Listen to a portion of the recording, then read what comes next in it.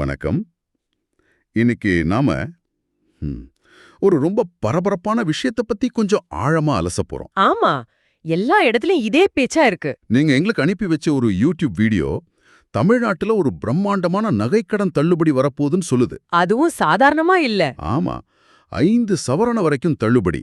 அதுவும் கூட்டுறவு வங்கிகள்ல மட்டும் இல்லாம ஸ்டேட் பேங்க், இந்தியன் பேங்க் மாதிரியான பொதுத்துறை வங்கிகளுக்கும் சேர்த்துன்னு சில அதிரடியான தகவல்களை சொல்லுது. நிச்சயமா, இந்த மாதிரி செய்திகள் எப்போதுமே ஒரு பெரிய எதிர்பார்ப்பை உருவாக்கும். ஆனா இதுல இருக்கிற சில விஷயங்கள் வழக்கமான அறிவிப்புகளை விட ரொம்பவே வித்தியாசமா இருக்கு. ஆமா, அதனாலதான் இதை நம்ம கொஞ்சம் ஆழமா பார்க்க வேண்டியிருக்கு. கரெக்ட். அதனால நீங்க அனுப்புன அந்த வீடியோவை மட்டும் நாங்க பார்க்கல. இதுக்கு முன்னாடி நடந்த கடன் தள்ளுபடிகள் பத்தின சில பழைய செய்தி கட்டுரைகளை. ஓஹோ, நல்லது. சாத்தியம்னு தெரிஞ்சுக்க இந்த பின்னணி ரொம்ப முக்கியம் இல்லையா? அருமையான தொடக்கம். அப்ப நம்மளோட நோக்கம் ரொம்ப தெளிவு. அந்த வீடியோல சொல்லப்படுற விஷயங்கள் என்ன, அதுல எதுவெல்லாம் நம்புற மாதிரி இருக்கு. எதுவெல்லாம் பெரிய கேள்விகளை எழுப்புது. ஆமா, வாங்க ஒன்னொன்னா பிரிச்சு மேயலாம். சரி, எல்லாத்தையும் விட இதுல ரொம்ப அதிர்ச்சியான இல்ல ஆச்சரியமான விஷயம்னு நான் நினைக்கிறது பொதுத்துறை வங்கிகளையும் இதுல சேர்த்திருக்கிறதா சொல்றதுதான். அதேதான். ஏன்னா வழக்கமா மாநில அரசு தள்ளுபடி அறிவிச்சா அது கூட்டுறவு வங்கிகளுக்கு மட்டும்தானே பொருந்தும். ஆமா, ஸ்டேட் பேங்க் மாதிரி ஒரு தேசிய வங்கியில மாநில அரசு எப்படி உத்தரவு போட முடியும்? முதல்ல இத பத்தி பேசுவோம். மிகச்சரியான புள்ளி. இதுதான் இந்த முழு விஷயத்தோட மைய பிரச்சனையே. அப்படியா? ஆமா, இத புரிஞ்சுக்க ஒரு சின்ன உதாரணம் சொல்றேன். கூட்டுறவு வங்கிகள்ங்கிறது ம், மாநில அரசோட நேரடி கட்டுப்பாட்டுல இருக்கிற நிறுவனங்கள் மாதிரி. ஓகே.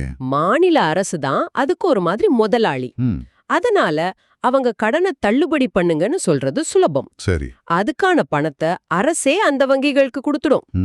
புரியுது. அது அவங்க வீட்டுக்குள்ள நடக்கிற விஷயம். ஆனா பொதுத்துறை வங்கிகள் அங்கதான் சிக்கலே ஆரம்பிக்குது. பொதுத்துறை வங்கிகளோட முதலாளி யாரு? மத்திய அரசு, ஆமா, ரிசர்வ் பேங்கோட கட்டுப்பாடுகள்ல இயங்குறது.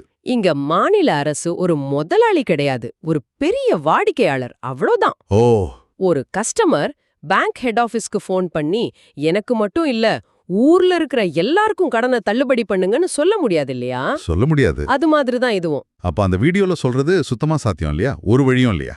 நேரடியா உத்தரவு போடுறது சாத்தியம் இல்ல. ஆனா இதுக்கு ஒரே ஒரு வழி இருக்கு. என்ன அது?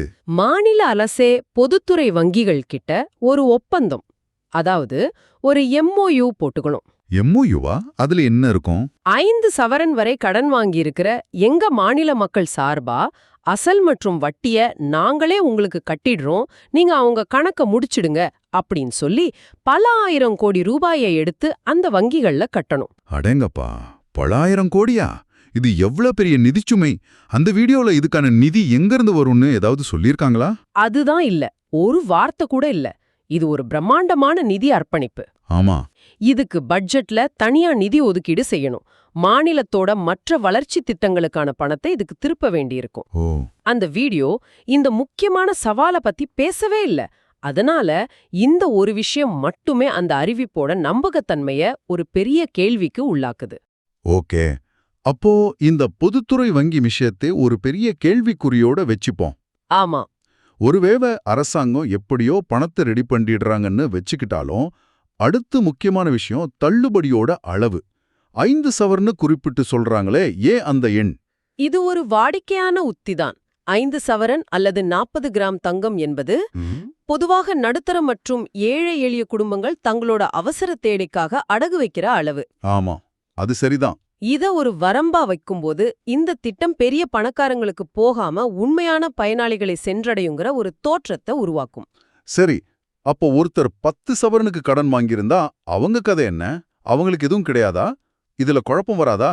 இதுல ஒரு தெளிவான விளக்கம் அந்த ஆதாரத்துல இருக்கு. ம், நீங்க 10 சவரன் நகை வச்சு கடன் வாங்கியிருந்தாலும் ம், முதல் 5 சவரனுக்கான கடன் தொகை எவ்வளவு வருமோ ம். அந்த தொகை மட்டும் தள்ளுபடி செய்யப்படும். ஓ, அப்படியா? ஆமா, மீதி 5 சவரனுக்கான கடனை நீங்க தான் கட்டியாகணும். அடடா, இதுதான் விஷயமா? அப்போ முழு கடன் தள்ளுபடின்னு நினைக்கிறவங்களுக்கு இது ஒரு சின்ன ஏமாற்றமா இருக்கலாமே. இருக்கலாம். இதை எப்படி சரியா மக்கள் கிட்ட கொண்டு சேர்ப்பாங்க? நிச்சயமா, இத சரியா தெளிவுபடுத்தலன்னா நிறைய குழப்பம் வரும். மக்கள் வங்கியில போய் சண்டை போடுற சூழல் கூட உருவாகலாம். கரெக்ட். 5 சவரன் வரை தள்ளுபடி அப்படின்னு சொல்றதுக்கும் 5 சவரனுக்கான தொகை வரை தள்ளுபடி அப்படின்னு சொல்றதுக்கும் பெரிய வித்தியாசம் இருக்கு. ஆமா, நிறைய வித்தியாசம் இருக்கு. இந்த திட்டத்தோட வெற்றி அது எப்படி செயல்படுத்துறாங்கங்கறத பொறுத்து தான் இருக்கு. அடுத்து அந்த காலக்கெடு 2025 ஆகஸ்ட் மாசத்துக்குள்ள கடன் வாங்கியிருந்தா மட்டும்தான் தள்ளுபடின்னு சொல்றாங்க. இது ரொம்பவும் குறிப்பான ஒரு தேதி. இதுக்கு பின்னாடி என்ன காரணம் இருக்கும்? இது ரொம்ப புத்திசாலித்தனமான ஒரு நிபந்தனை. அப்படியா? ஆமா, இந்த மாதிரி ஒரு தள்ளுபடி செய்தி கசிய ஆரம்பிச்ச உடனே என்ன நடக்கும்? கையில் இருக்கிற நகையெல்லாம் கொண்டு போய் அடகு வைப்பாங்க. சரியா சொன்னீங்க. ஒரு கூட்டம் கிளம்பும். திட்டத்தோட நோக்கமே சிதைஞ்சிடும். ஆமா, தள்ளுபடி கிடைக்கும்னு தெரிஞ்சே கடன் வாங்குற மாதிரி ஆகிடும். எக்ஸாக்ட்லி. அதை தடுக்கத்தான் இந்த கட் ஆஃப் தேதி. ஓஹோ. அதாவது இந்த அறிவிப்பு வர்றதுக்கு முன்னாடியே உண்மையிலே தேவைக்காக யார் கடன் வாங்கியிருக்காங்களோ அவங்களுக்கு மட்டும்தான் இந்த சலுகை போய் சேரணும்னு அரசாங்கம் நினைக்குது. இது ஒரு நல்ல யோசனை தான். ஆமா, இது திட்டத்தை தப்பா பயன்படுத்துறதை தடுக்கிற ஒரு முக்கியமான நடவடிக்கை. சரி, இப்ப செயல்முறைக்கு வருவோம். அரசாங்கம் எப்படி தகுதியானவங்களை கண்டுபிடிப்பாங்க? அந்த வீடியோல எல்லா வங்கிகள் கிட்ட இருந்தும் லிஸ்ட் வாங்கிட்டாங்க, வெரிஃபிகேஷன் நடந்துட்டு இருக்குன்னு சொல்றாங்களே, அது எந்த அளவுக்கு எளிதான காரியம்? அந்த வீடியோ சொல்ற அளவுக்கு இது எளிமையான காரியம் கிடையவே கிடையாது. இமயமலை மாதிரி பெரிய வேலை. முதல்ல கூட்டுறவு வங்கிகள், பொதுத்துறை வங்கிகள்னு பலதரப்பட்ட நிறுவனங்கள் கிட்ட இருந்து டேட்டாவை வாங்கணும். ஒவ்வொரு வங்கியும் ஒவ்வொரு மாதிரி டேட்டாவை வச்சிருப்பாங்க. நான் கூட அதுதான் யோசிச்சேன். ஒருத்தர் பெயர் ஒரு பேங்க்ல ஒரு மாதிரியும் இன்னொரு பேங்க்ல வேற மாதிரியும் இருக்கலாம். ஆதார் எண் சரியா இணைக்காம இருந்திருக்கலாம். மிகச்சரி. அது மட்டும் இல்ல, ஒரே ஆள் பல வங்கிகள்ல பல கிளைகள்ல தலா 4 சவரனுக்கு கடன் வாங்கியிருக்கலாம். ஆமாம். மொத்தமா பார்த்தா அவரோட கடன் 20 சவரனை தாண்டும்.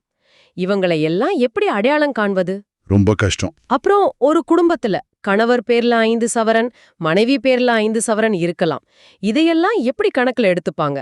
இதுக்கு ரொம்ப தெளிவான வழிகாட்டுதல்கள் வேணும். அப்போ லிஸ்ட் வாங்கிட்டோம், சரி பார்க்கறோம்னு சொல்றது ஒரு ஆரம்ப கட்டனால தான். அவ்வளோதான். உண்மையான சவாலே இதுக்கப்புறம் தான் இருக்கு. ஆமா, இந்த சரிபார்ப்பு பணி முடியவே பல மாதங்கள் ஆகலாம். இதுக்கு முன்னாடி நடந்த விவசாய கடன் தள்ளுபடியில கூட தகுதி இல்லாத பலருக்கு சலுகை கிடைச்சதாகவும் தகுதியான பலர் விடுபட்டு போனதாகவும் புகார்கள் வந்துச்சு. ஓ, அப்படியா? அதனால இந்த செயல்முறை தான் திட்டத்தோட ஆன்மாவே. இதுல கோட்டை விட்டா மொத்த நோக்கமும் வீணாயிடும். இவ்வளவு சவால்கள், இவ்வளவு பெரிய நிதிச்சுமை, இவ்வளவு சிக்கலான செயல்முறை, இதையெல்லாம் தாண்டி எதுக்காக அரசாங்கம் இந்த திட்டத்தை கொண்டு வரணும்? அந்த வீடியோவே இதுக்கு நேரடியா ஒரு பதில் சொல்லுது. அரசியல் காரணங்கள். ஆமா, அந்த ஆதாரம் இத கொஞ்சம் கூட பூசி முழுகல. 2026 சட்டமன்ற தேர்தலை மனசுல வச்சுதான் இந்த திட்டம் வடிவமைக்கப்படுதுன்னு வெளிப்படையாவே சொல்லுது. ஓ, அதுல ஒரு படி மேல போய் ஆட்சியை தக்க வைப்பதற்காக இத நாம செய்யலாம் அப்படின்னா அமைச்சர்கள் மத்தியில ஒரு பேச்சு நடந்ததாவும் அது குறிப்பிடுது. அப்போ இது ஒரு அப்பட்டமான தேர்தல் நேரத்து அறிவிப்பு. அந்த வீடியோலயே இன்னொரு சுவாரஸ்யமான விஷயம் சொல்லப்படுது. அதாவது நகைக்கடன், விவசாய கடன் தள்ளுபடி வரும் அப்படின்னு ஒரு எதிர்பார்ப்பு மக்கள்கிட்ட ஏற்கனவே பரவலா இருந்திருக்கு. ஓஹோ. அதனாலேயே நிறைய பேர் கடன் வாங்கியிருக்காங்க. அப்போ மக்கள் என்ன எதிர்பார்த்தாங்களோ அத நாங்க செய்யறோம்னு அரசாங்கம் சொல்ற மாதிரி இருக்கு. எக்ஸாக்ட்லி. இது ஒரு எதிர்பார்ப்பை பூர்த்தி செய்யறது. இது அரசியல் ரீதியா ரொம்ப சக்தி வாய்ந்த ஒரு கருவி. எப்படி? ஏன்னா இது அரசாங்கத்தை மக்கள் பக்கம் இருக்கிற ஒரு மீட்பு மாதிரி காட்டும். உங்க கஷ்டம் எங்களுக்கு புரியுது, நாங்க இருக்கோம் அப்படின்னு சொல்ற ஒரு நேரடி சமிக்ஞை இது. சரி சரி. அதனால இதுல இருக்கிற பொருளாதார சிக்கல்களை விட இது உருவாக்குற அரசியல் ஆதாயம் ரொம்ப வலுதுன்னு ஆளுங்கட்சி நினைக்கலாம். ஆஹா, இந்த முழு விஷயத்தையும் தொகுத்து பார்த்தா நீங்க அனுப்புன அந்த வீடியோ சொல்ற மாதிரி ஒரு நகைக்கடன் தள்ளுபடி அறிவிப்பு வர வாய்ப்பு இருக்கு. அது 5 சவரன் வரம்புக்கு உட்பட்டு 2025 ஆகஸ்ட் மாதத்திற்குள் கடன் வாங்கியவர்களுக்கு பொருந்தலாம். ஆமா, திட்டத்தோட இந்த அடிப்படை அம்சங்கள் நம்பக்கூடியதா இருக்கு. ஆனா இதுல பொதுத்துறை வங்கிகளையும் சேர்க்கிறதுங்கிறது ஒரு மிகப்பெரிய சவால்.